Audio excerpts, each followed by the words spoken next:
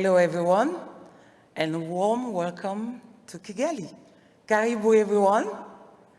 Karibu everyone. Bienvenue à Kigali. C'est un immense Welcome in Kigali. Kigali today. My name is Valerie Name, and I will be moderating this wonderful panel, one of the best panels at the Africa CEO Forum for the most obvious reasons. Under the theme, Gender Financing 2.0, Disrupting the Status Quo. How I love this theme. Ladies and gentlemen, allow me first to apologize for the delay in starting. As you all know, the opening remarks this morning were beautiful, so it has delayed many sessions, and this is why we're starting slightly late, so apologies. Today, we are here to discuss on many topics that are very dear to my heart. I am Valerie Name from Cameroon. I trade Forex as my main business, but I'm also very passionate about women progression. And I therefore have a platform called Invicte, where we promote investment onto the continent. We therefore bring investors, global investors, to connect them with female captains of industries across the continent. So this is probably why I'm here facilitating this panel. But today we are not here about me. We're here to discuss mainly on three things. Explore ways to scale up innovative financial and non-financial services, challenge financial service providers, and of course showcase some of the emerging innovative financial tools. We're here today. We were supposed to have Mr. Maktar Diop. We will not be able to have him because of all the delays. He had to go and attend another important meeting, so apologies once again. But we have a beautiful soul. We have a lady. We have a gender champion, and no one but Mrs. Suzanne Lund. Mrs. Suzanne is the Vice President, Economics and Private Sector Development. She leads a global team that provides economic and analytical support to IFC, investment and private capital mobilization. Mrs. Suzanne, you have the floor.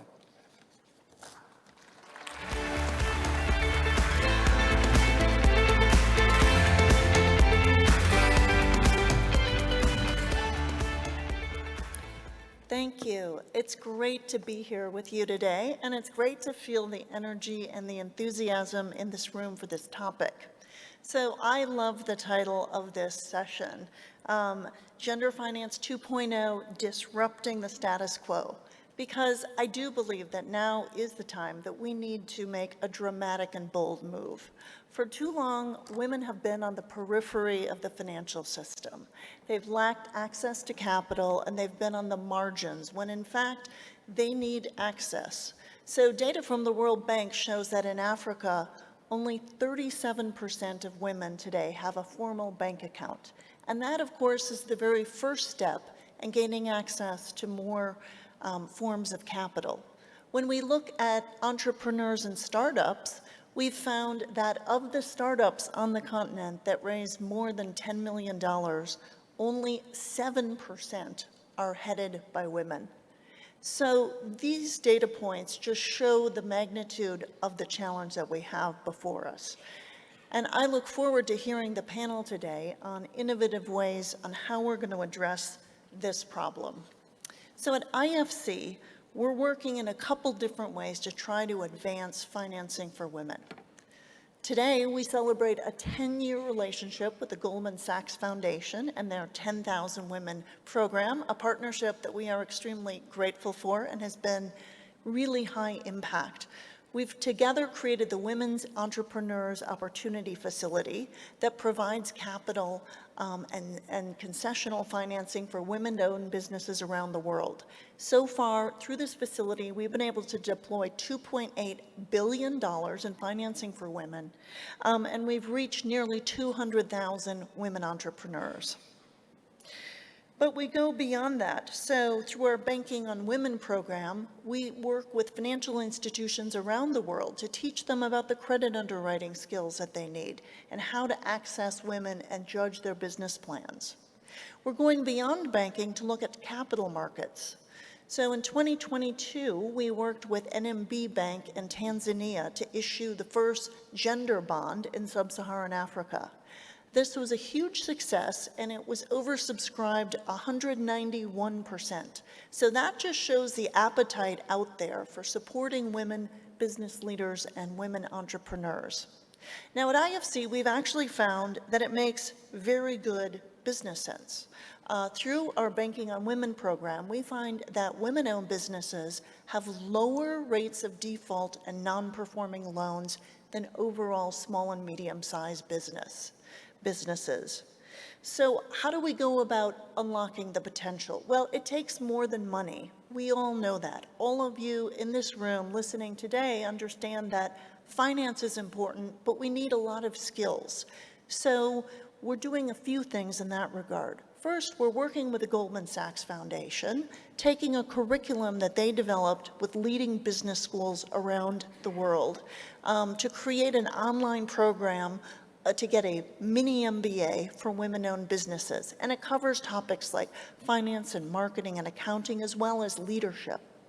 So this is incredibly important, and we're working with them to roll this out free of charge to women all around the world running businesses. And they can take the courses online in order or pick and choose what they want. In addition, IFC launched a program a year ago at this very forum called She Wins Africa, where we're working with 100 African women entrepreneurs and teaching them skills in how to market their businesses and connecting them with investors.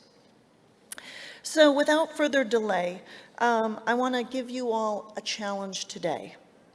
And that is to rethink how we can disrupt financing for women and really move the needle so that when we meet again next year, it sounds like in Abidjan, we'll have more stories to tell on what works. Let's rethink what we do, and let's be bold, and let's bet big. Women are a formidable force in the economy, but they are an untapped market resource for those of you providing finance and investment. And I know that when we all bet on women, we won't lose. So with that, I will turn it now. I think we're going to hear from some of the women entrepreneurs and then a panel.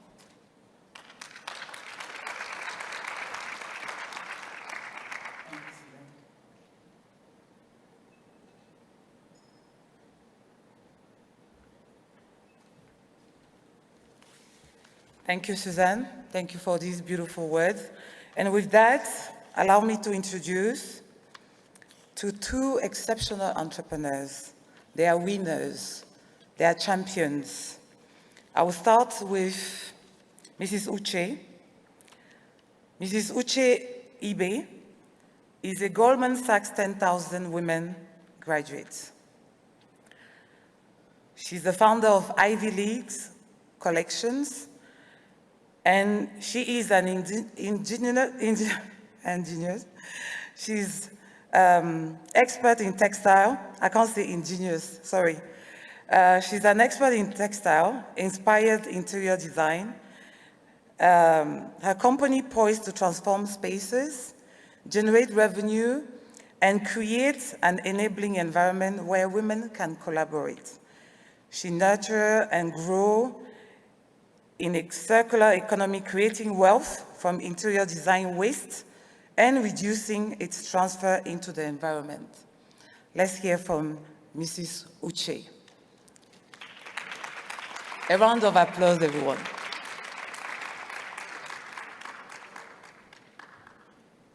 Thank you. You're welcome.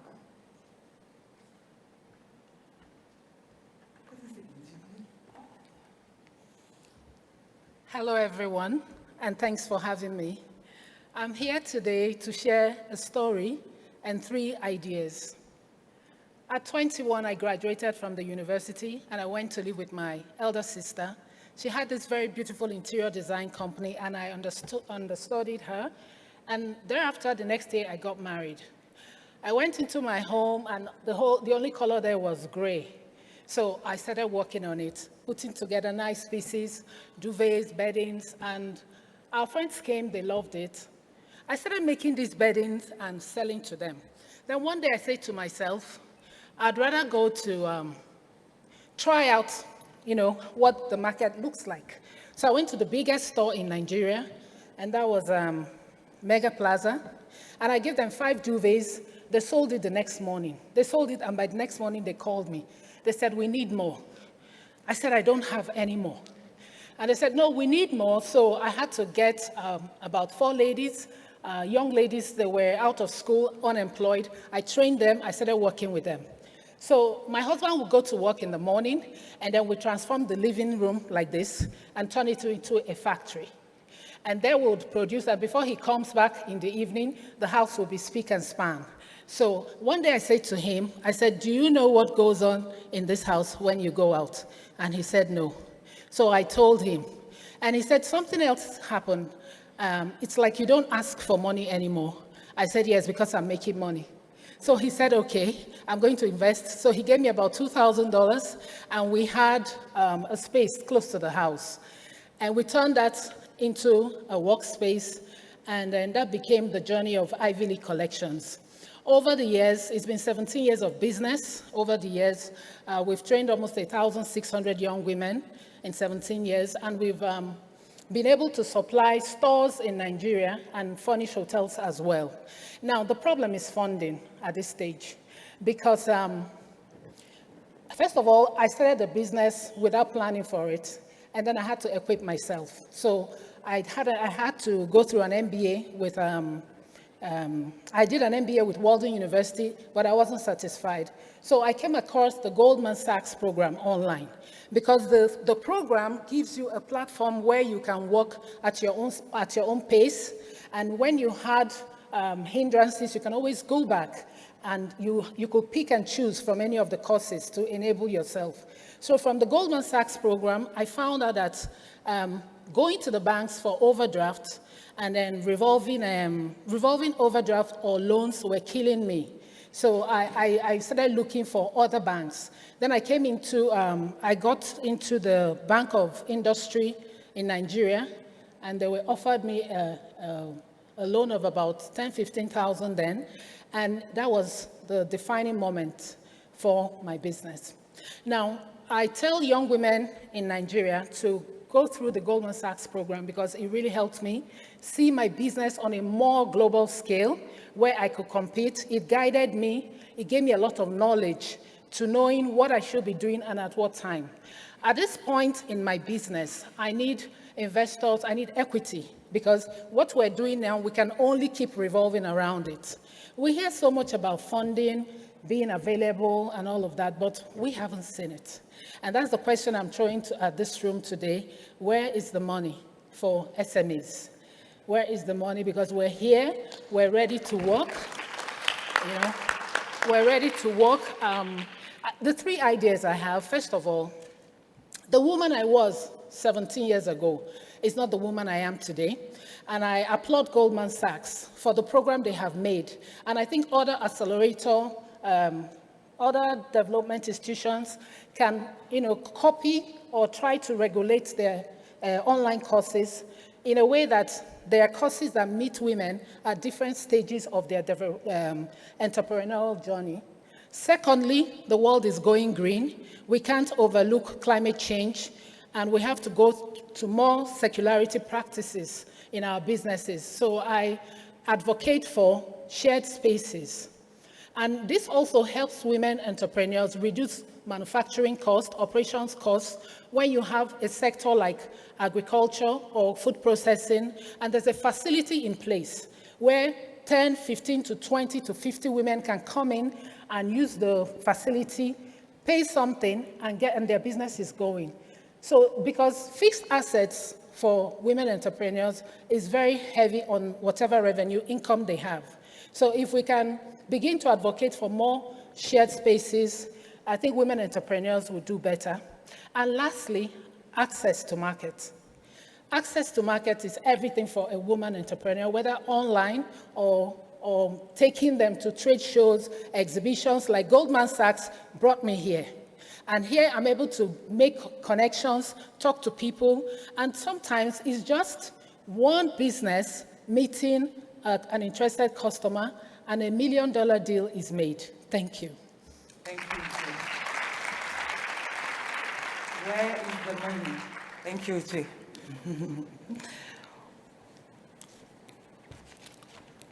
Where is the money? We've heard. We would like to say congrats to your husband, Uche, a true he for she. It's amazing to hear such stories. And congratulations to Goldman Sachs for this beautiful project. Next, let's hear from my sister from Cameroon. Very proud to have you. After listening to Uche from Nigeria, my favorite country in the world. Next is Angela. Angela is the winner of She Wins Africa.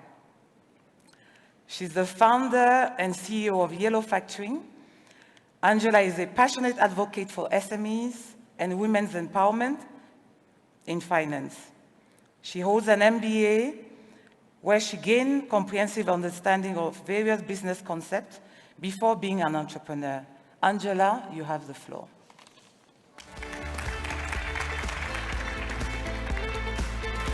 Welcome.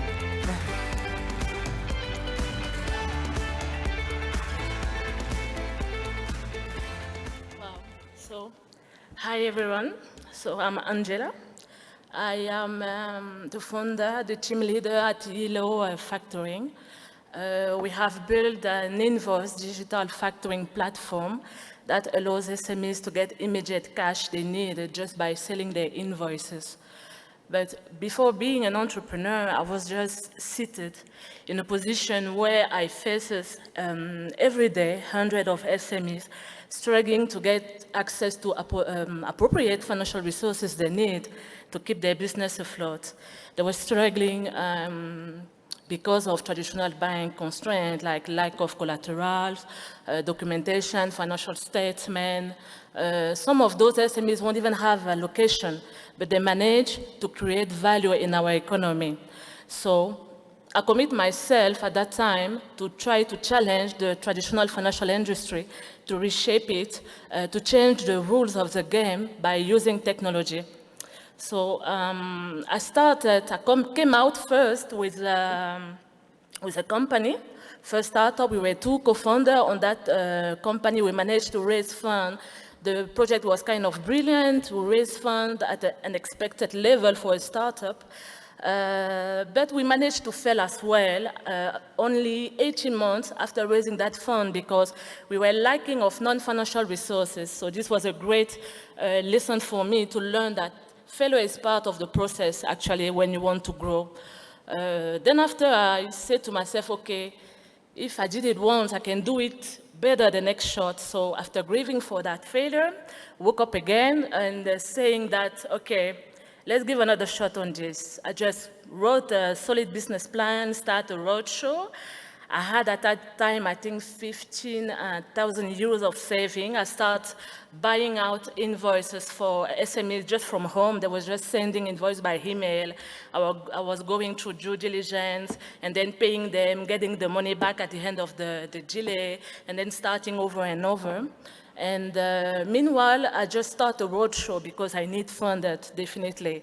During this way, I heard a lot of sentences. I heard that, hey, you are a woman, you are alone, you cannot carry such a project by yourself, actually, and you are not even a bank. How come you want to finance SMEs?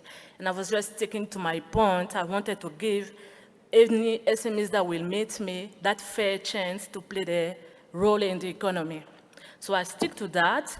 And finally, after a long period, one impact fund finally grants us first 60,000 euros.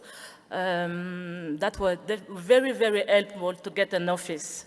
First, to get an appropriate internet connection, to start building our platform, and to get a business assistant first. And meanwhile, I needed working capital because to buy invoice, I needed cash by myself. I was also doing a roadshow to a local bank in Cameroon. And finally, one of them had the chance to meet one of the director of a local bank, and I just said to him that, hey, this money is not for me. It's for me to help me support other SMEs. And that one person just trust me, bet on me, and maybe this is why women SMEs sometimes they need that one person that will bet on them and unlock their potential. So I had this chance to meet that person. They grant me 150,000 of working capital first. And I think I didn't disappoint them, because with that working capital, we managed to finance more than 1 million euros of receivable in less than a year. And the most important point is that we were seeing SMEs every single day, finding a solution in yellow. Yellow is about solution, it's about energy, and we wanted to transmit it to any SMEs we met. And that was last year. So far, we have more than 2 million euros of receivable finance with that small capital. We gain traction over the market. We have that amazing platform serving clients in Cameroon, but also in Chad, in Equatorial Guinea, an SME that is just here, anywhere, sit at home, can just send us invoices, have cash 80, have cash 2 or 3 days then after, and that's the most important to us because we are supporting them. What we are doing also at Yellow is that we are trying to give back to the economy, because we are women, because I have a team of women as well. I don't know how I came out with them. Maybe because they are more loyal, but we are trying to give back to the community. And we commit ourselves to put like a small part of our revenue in a collateral to serve or to support them in traditional loan they may apply near a bank. And that's it. That's what we are doing at Yellow Factoring. So here today, I'm one of the she winners, one of the 100 she winners. Just with the hope that I will come out there with additional skills. It's not about money, it's about gaining additional knowledge that will push you toward the next step, and that's it. Thank you, Angela. Thank you so much. Beautiful experience. Where is the money? Uche asks. And it's not only about the money, getting more experience, getting the skill. Thanks for sharing that beautiful story. Now, we've listened to Susan. We've listened to Uche. We've listened to Angela. Our female entrepreneurs are willing, and yet they are struggling. Few years ago, during COVID, the gap of financing for female was estimated at $42 billion. Few years down the line, ladies and gentlemen, these numbers are bigger. It is sad to say, but it's today estimated at slightly over $52 billion. It's not a good news. Let me invite our outstanding panelists, our experts, to share with us perhaps some of the reasons behind these numbers. Today with us, we have a gentleman, I call him a he for she, a true he for she. He was recently in Cameroon, where he invited few female leaders for lunch. And the next day, we also had a beautiful session. Thank you for being so committed onto the continent. He's Regional Vice President for Africa at IFC. In his capacity, he's in charge of all investment and advisory operations in a region with a committed portfolio of 13.3 billion and more than 800 staff. I was actually delighted. He shared in Cameroon that a few years ago, they only had 300 staff. And within about 5 years, I think this has grown to 800 staff. This tells, I think, the strategy that could be beneficial to the continent. So what is coming is good news for us. Ladies and gentlemen, welcome to Mr. Sergio Pimenta.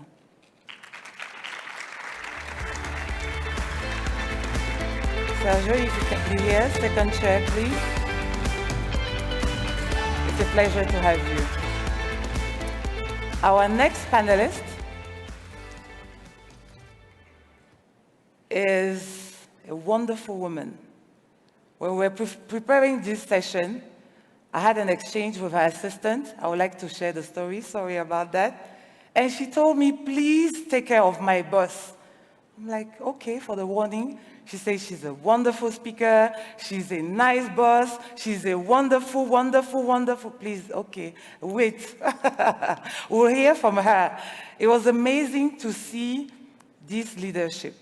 She leads the firm community engagement initiative, including 10,000 small businesses, 10,000 women, 1 million Black women, Goldman Sachs Gives and Community Teamworks. She also leads the firm's Community Reinvestment Act program, which drives investment to meet community credit needs. She's a member of the Management Committee, as well as the Global Inclusion and Diversity Committee. She is no one else than Asahi Pompey. Welcome, Mrs. Asahi Pompey, Global Head of Corporate Engagement and President of the Goldman Sachs Foundation. Happy to have you, Mrs. Asahi. Our next distinguished panelist is a lady I've been hearing about. When you go to Kigali, you have to meet Pichet. When you go to Kigali, you have to meet Pichet.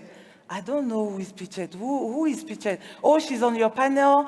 I don't have that name. Who is Pichet? And today I received a call from the MD of MTN Cameroon. Valerie, send me a picture with Pichet. Who is Pichet?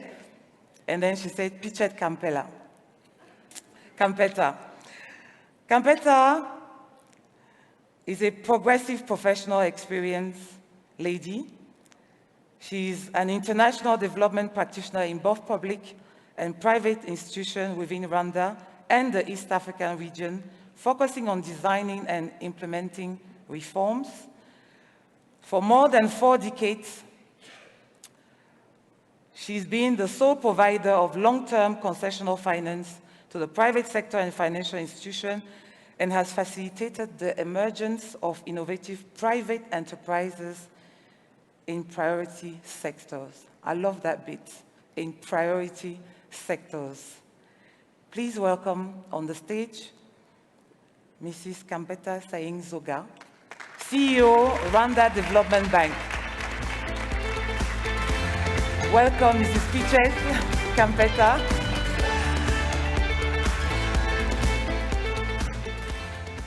And last but not least, I've had so many calls to make sure that this panelist is rightly informed. Everybody call. When is she arriving? When is she speaking? It's amazing to see, such engagement from teams. She was the group executive of commercial banking, tasked to lead EcoBank's group's commercial banking operation in 33 countries across Africa. The type of ladies we love to meet. Her work focuses on creating relevant solutions to help build African SMEs and position them to become sustainable businesses. She pioneered the group's gender financing program, Elevate, by EcoBank. They recently opened their first gender-focused branch where I was invited, and I think it's a beautiful program. We've heard about our entrepreneurs. Ladies are different. The way they handle their financing is very different. So congratulations on that. Congratulations on that, Mrs. Josephine.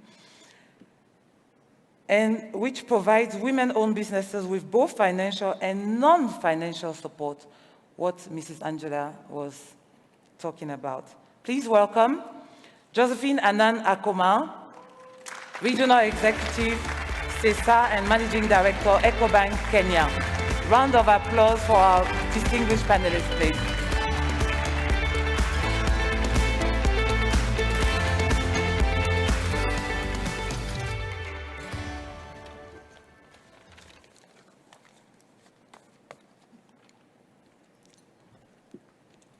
allow me to join you. Very simple question. We are here to tell the stories as it is. We've heard Susan earlier on. We've heard from Uche, from Angela, lack of financing. What is going on? We know that the world is made of 50% of women. Africa is made of plus or minus 50% of women. So if we are leaving women on the bench, we are actually losing some of our best players. Ladies and gentlemen, distinguished panelists, allow me to start with our he for she. Mr. Sergio, what is not working? How long is this panel going to be? Because this is a very long question. But first, let me start by thanking you for having me on the panel and thanking everybody for coming. And very honored to be with this very distinguished panelists here. And I think this is a very important topic. And the question that you ask is the right one. And this is the questions we have to ask ourselves. What is not working? Right? So we have a lot of data. Susan gave us a bit of that background. I think all of you in the room and know about these challenges. I think it was very inspiring to hear the brilliant business women telling about their story and their challenges. But what is not working is that there's a number of biases that exist in the system and exist in our minds, exist in men's minds and in women's minds, that make that women don't have the same access. We talk about financing, and I'll try to answer your question about, where is the money? But it's not just financing, it's knowledge, it's land. For instance, to get a loan, you need a collateral. And a collateral often is land or property. In many countries in Africa, women's rights are different. They don't get access to the same assets that men have. Inheritance laws are different. So these create a lot of biases that have the very bad habit of replicating themselves, of expanding themselves. So the problem gets worse. And when we look at what happened over the last few years with the pandemic, and I think you quoted some of the data before, the pandemic exacerbated these biases. So I think it is really time to change not just the narrative, to change the reality behind it. And I'm with my colleague Susan, I really like the title of this panel, 2.0. Let's look at things differently. So I think it will take all of us to work on that and find solutions. And I know we'll hear from the other panelists that have very interesting programs that are doing that. And on the IFC side, I can assure you we are not just committed, we are doing it. For instance, we talk about access to finance. We do finance a lot of SMEs in Africa. Last fiscal year, we did about $2 billion of financing to SMEs. We make sure that every single program that we sign with a financial institution, whether it's a bank, whether it's a digital company, has a gender component. Okay? About 50% of our programs, all sectors in Africa, have a gender component. And we are pushing the teams, we're trying to find more innovation to say we don't want 50, we want all the programs to have gender component, right? So how do we get there? I think it takes an effort from all of us, and we will work on this together. Thank you very much, Sergio. Asai, allow me to address to you next. We've heard from, our panelists earlier on. We've heard from Sergio, and congratulations on women, 10,000 women program. I know the initial target was to train 10,000 women, and today you've gone over, you've actually exceeded your expectations from 10,000 to 150,000. A round of applause, everyone. Thank you so much. How did that happen, Asai? Your initial question I thought was the perfect one, which is what's not working. It also leads you on to what is working. And we partnered with the IFC to do a couple of things. We realized that, all too often, opportunity is everywhere, talent is everywhere, but all too often, opportunity is not. And so we realized, one, we needed to create a module for women entrepreneurs. We all know that African women are the most entrepreneurial in the world, proven by data, right? There's no dispute about that. No However, applause? yes. I think it deserves an applause. But are they being armed with the education on finance, on knowing your P&L, on understanding your operations, and the capital? Because we need that 1-2 punch of the education with the capital to create really the systemic change that we're looking for. I loved where Susan began with a challenge to us all. She said, let us not be here again next year in the same position. Yeah. We're here to move the needle. And so what we did is we created first our 10,000 Women online curriculum. And that was to provide free of charge, best-in-class education to women entrepreneurs, to really seed them with that knowledge. We received an outpouring of women entrepreneurs around the world. So far, over 200 countries, women entrepreneurs have completed the course, over 100,000 women. What does that prove? Not something about us at Goldman Sachs, something about the women entrepreneurs. They're hungry for that knowledge, they're seeking it out. The second thing we saw is education is helpful, but women tend to be over-mentored and under-capitalized. And Uchenna said, where's the money? Where's the capital? And so we partnered with the IFC to create, as Susan referenced, the Women Entrepreneur Opportunity Facility. And we've now catalyzed $3 billion of lending to women entrepreneurs in 56 countries. Wonderful. Right? And so we want more people to know about these programs, to be able to access them, because we understand the potential. Now we've got to match that with the know-how. And I have to say, before we move on, this is personal for me. So I'm an immigrant from Guyana. I'm based in New York. And at 10 years old, my family of 7, 5 kids, mom and dad, left Guyana to move to Brooklyn, New York. And we moved in with my aunt, who was an entrepreneur. So from the age of 10, I saw from the inside that every single child in that house was working for that business. She had a catering store. I was frosting cakes, cooking, making French fries. We all were after school because we understood that that business was our livelihood. And we all contributed to that enterprise. And it was one of the best educations I ever got. And so I'm passionate about the role of women entrepreneurs and giving them the education and the financing that they need. Wonderful. Thank you so much. Inspirational. True stories always are. Let's hear from Josephine. Josephine, as a banker, you pioneer Innovate. You led 33 countries. We all know as a banker that women are a more profitable segment. Why are you not lending more to women, EcoBank? I think I'll flip, thank you so much, and say, how can we improve? Because we are lending today as EcoBank. EcoBank is a Pan-African bank. We are present in 33 markets across Africa and an additional 2 where we have a representative office.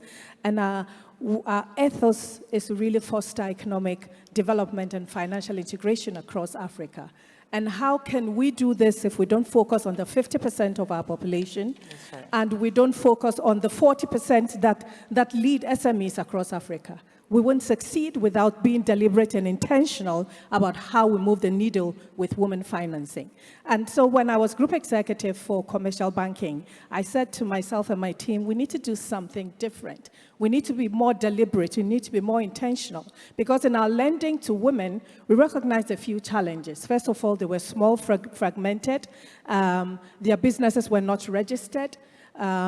They were not formal. It was difficult to get them into the banking system in the first place. There was no data, so you couldn't, no record keeping, so you couldn't assess them as you would do a normal credit.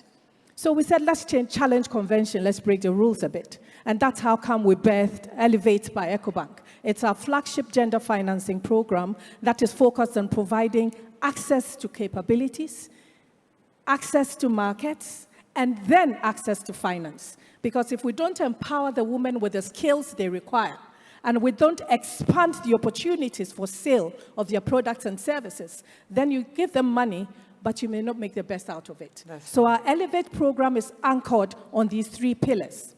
Now, we had to get them into the banking system in the first place. Now, these women are not registered companies. They don't have company registry documents that you typically would require to bank an SME. So we challenged convention, and we came up with the EcoBank Express account. With that account, all you need is a valid ID and a mobile phone number. And so we piggyback on the KYC that has been done by the telcos, and we're able to open accounts for them. And they are able to transact between $2,000 to $2,500, and then from there we scale them up, you know, because through the Elevate Equip program, we train them, and then we scale them up to become, you know, proper more enduring customers to us. So we've brought them into the banking system. Then we ask the question, where is the money? And how do we equip them to give them this money? They do not have financial statements, but they have a contract with a global name that we know and that we bank, whose account sits with us at EcoBank. So we say, why don't we finance them against the cash flows that we know they will receive through the customer that we bank within our corporate bank? So we have contract financing programs, we have asset financing programs, we have invoice financing programs, we have inventory financing programs, all tailored towards lending to these women untraditionally against the cash flows. And what we've done to de-risk this lending is also partner with DFIs. You know, we have EIB on the table, we have AGF on the table, I think soon we'll have IFC on the table, you know, and we provide, you know, risk-sharing facilities. So it's a coverage ratio of about 70 to 80%, so the woman has to provide just about 20 to 30% collateral. And in instances where we know the anchor, we don't even ask for collateral at all. Josephine. So we've done quite some work. We can feel the passion. Yeah, we can feel the passion. Thank you very much for these insights. Now, allow me to move to Campetta. Campetta, you are known as a notorious banker. Please, we would like to know, how are you mobilizing capital to finance more women? Thank you very much, and thank you for having me. I'm not sure about notorious, but thank you for having me. I'd like to start by giving a bit of context to Rwanda, because whatever we're doing as a development bank of Rwanda is in a specific context. In Rwanda, if I look at the financial sector, and specifically the banking sector, I don't know if you know, but 50% of the CEOs in the banking sector are women. So the political will at the top has been very clear, and I think both private and public investors have heeded the call. I'm very proud because today in the room we have the members of Women in Finance, who are the CEOs, the women CEOs that are very active in the financial sector. And collectively, that was our first question. What is not working? How do we mobilize more money for women? Now, the first thing is to look at what is the face of access to finance. In Rwanda, more than 90% of women are financially included, meaning that they have access to financial services, but they are not using the financial product. So it's very clear that the issue here in this country is around usage. Exactly. Now, what is the face of the person that you have to talk to when you want to have usage? We were looking at the recent survey. 21% of the branch managers are women. The face of finance on the ground, even though the face of finance in Rwanda, in the CEO forum are women, the face of finance on the ground is actually male. And the needs that we have, therefore, are not matching what we're seeing on the ground very practically. Now, when we ask women, what can we do to increase penetration of the usage of financial products? According to a recent survey done by AFR, Access to Finance Rwanda, 86% wanted digital channels. Oh, wow. So they were very clear. They say, we don't want to talk to you, men or female. We just want to have access to digital channels directly. Now, if you look at women, currently, 98% of these women declared that they had a phone, right? But only 21 had internet. Oh, wow. So when we talk about access to finance and use of financial products, the digital divide is real. And it is one of the issues that we need to tackle if we really want to leapfrog. So the term 2.0 is very appropriate because we are talking about access to technology. It also cuts their trips, the fear of inadequacy. Some of them fear the branches. So there is something about the use of technology. Now, if we look at the loan officers or the branch managers, why are they not on the ground? Why are we not seeing them? There is an issue around how we develop our own pipeline, how we develop our own talent within our institutions, right? So before we blame the women for not being trained enough, we also need to look in-house and say, what are we doing to make sure that, the face is changed within the financial institutions?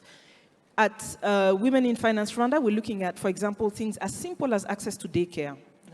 How we're encouraging women to go to the grassroots because they will get, access to an early child development center. They will still have access to trainings. How do we make sure that this is not a career killer for them, or they have to choose between work-life balance? Now, my last point is really, because I like that Josephine has already mentioned access to collateral, is as we think about training women, we also need to train men. Because what is very clear in Rwanda is 86% of rural women actually have to consult their spouse, or their spouse make the last decision on their investment decision. So I like the example of Uche and her husband, but unfortunately the reality is there are very few Uche's husbands out there. So we need to have more of them, and I think having partnerships to train the mindset shift is going to be key. Now, how did we raise capital, to answer your question? Is when we issued our first corporate bond as BRD, as Development Bank of Rwanda, we issued it as a sustainability-linked bond. And these had KPIs. So concretely today, we've made a commitment that we're going to double our portfolio of women-led businesses. If we meet our targets, my treasurer gets a 40 basis point step down. Oh, wonderful. If we don't meet the target, we don't get penalized, but we don't get the carrot. If we don't report, we get penalized by 60 basis points. So what does that mean? How much are we talking about, just to have an idea? So at the moment, we're about, when we started this process, we're only 12% of our portfolio are women. We're planning to have it at 30% by 2028. For me, it's not enough, but we're trying to push to get better than that.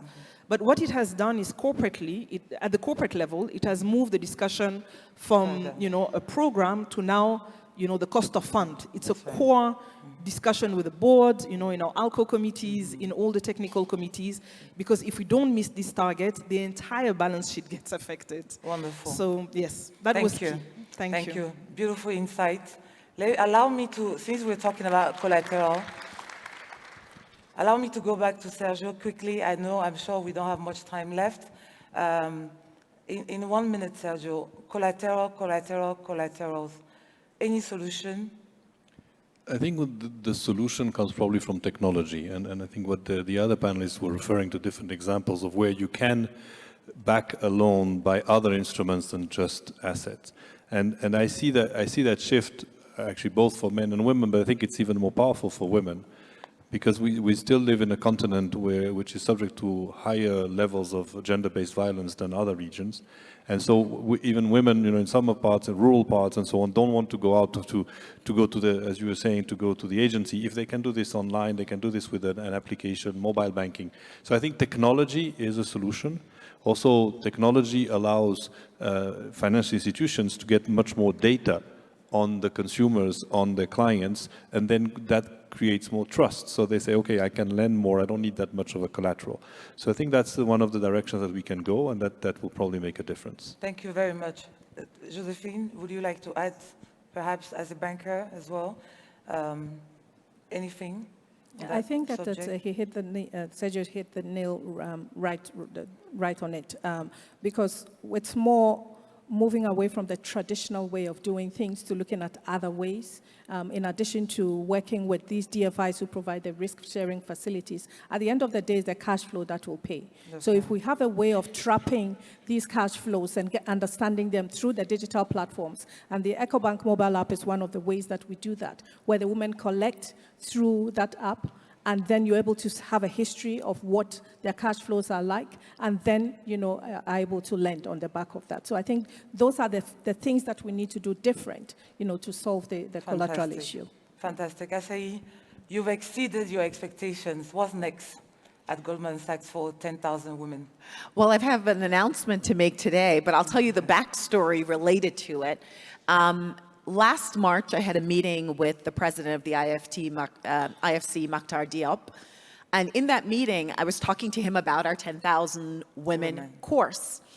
And he said, well, Asahi, that's great. What languages is it in? And I was very proud to say, it's in English, it's in Hindi, it's in Portuguese, it's in Spanish. And he looked at me and he said, what about Francophone Africa? There are amazing entrepreneurs there. What about you guys translating this course into French? And I have to say, it was not on our agenda to do that. We had not set aside capital to do that. But needless to say, I went back to the office and I said, team, let's find the money. Let's find a way to do this. We need to reach these entrepreneurs. So I'm really proud to announce today that the Goldman Sachs 10,000 Women course is available in French and all the other 4 languages, free of charge. And so if you know a woman entrepreneur anywhere around the world, in particular in Africa, who wants access to that course, it is phenomenal. We've got the data to back it up in terms of, Uchenna is a perfect example of women who've been able to really grow, increase their revenue. And here, let me just tell you the bottom line of why it's so important. Women entrepreneurs are different from other entrepreneurs in the sense that they are more likely to create jobs in their community, more likely to give money back to education and to healthcare. So there's a triple bottom line in investing in women entrepreneurs, and that's in particular why we're so passionate about it. So that's our new thing. Thank you so much. Thank you, Shora Kampeta. What would be success for the Rwanda Development Bank in a few years? Definitely more usage of financial products. I think we also need to create new partnerships around equity. I like the point that was made by both Uche and Angela. We are focused a lot, of course, because we're bankers on the banking sector, but for growth, we do need to think about equity for female entrepreneurs. So for us, this is one area where we really want to focus, is to find partners that are willing to invest equity into female-owned businesses.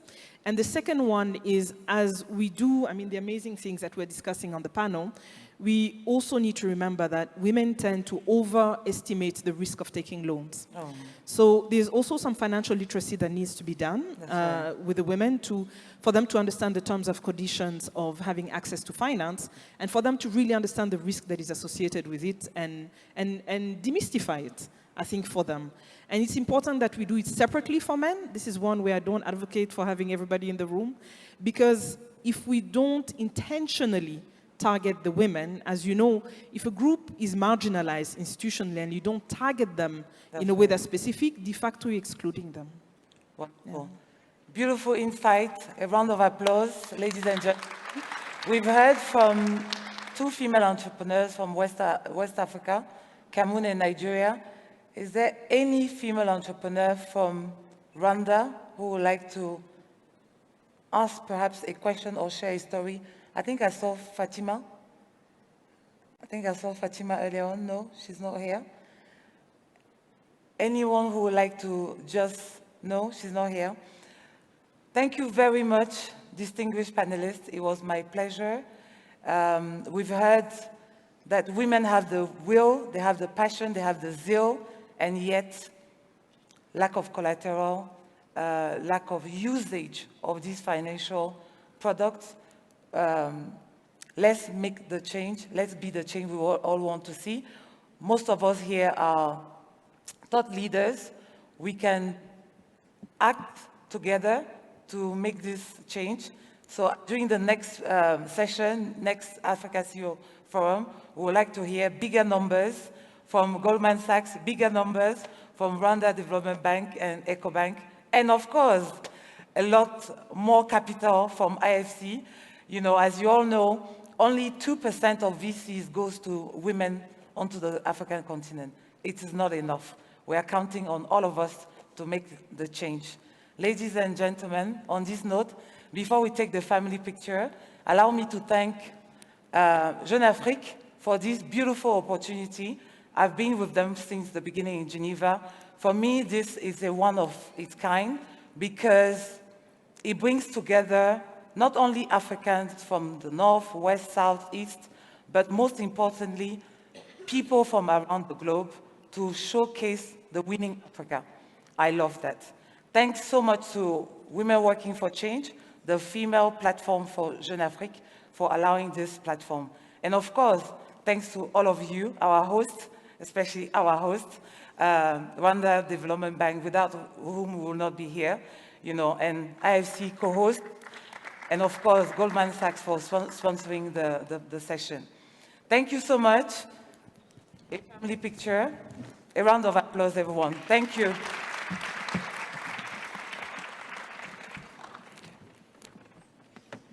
Awesome. Paparazzi, are we good? Okay.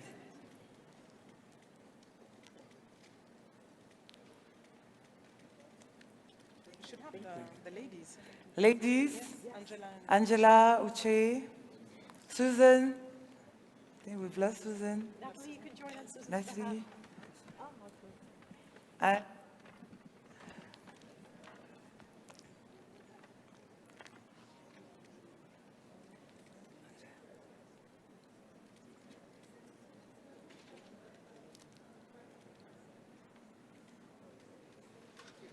Thank you.